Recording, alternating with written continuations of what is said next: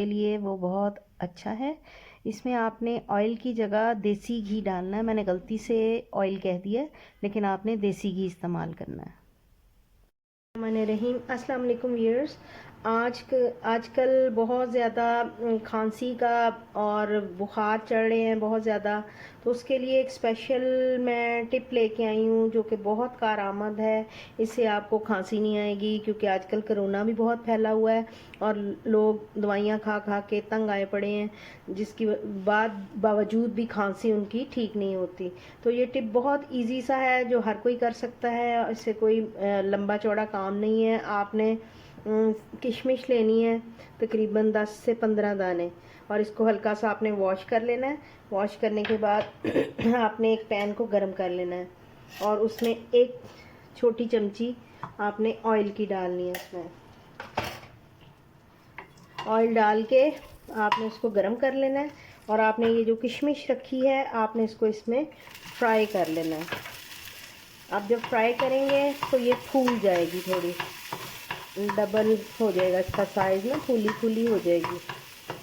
तो इसको खाने से, मैंने कल रात को भी इसको खाया था, क्योंकि परसों मैं सारी रात मुझे खांसी आती रही और मुझे सारी रात नींद नहीं आई। फिर मुझे किसी ने बताया और फिर मैंने ये नुस्खा सोचा कि आप लोगों के साथ भी शेयर कर दूं, क्योंकि मैंने इस्तेमाल किया है।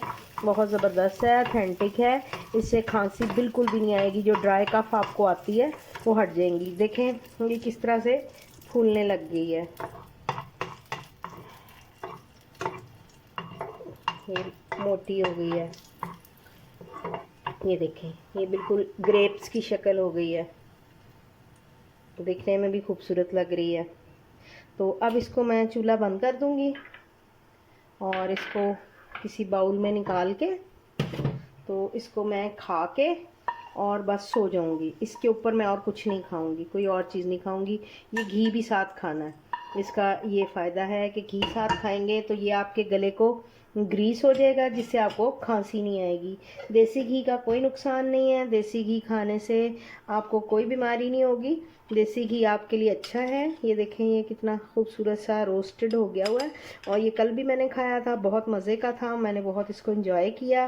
उम्मीद है कि ये रेसिपी आपको बहुत अच्छी लगेगी। आप इसको लाजमी ट्राई करेंगे।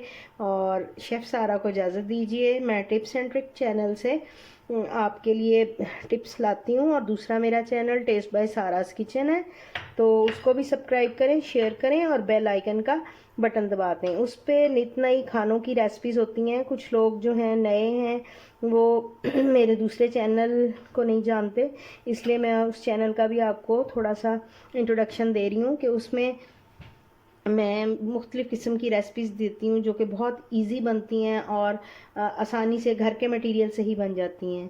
तो सारी ऑथेंटिक रेसिपीज़ हैं। तो मिलते हैं अगले टिप के साथ। इजाज़त दीजिए शेफ़ सारा को। अल्लाह हाफ़िज़।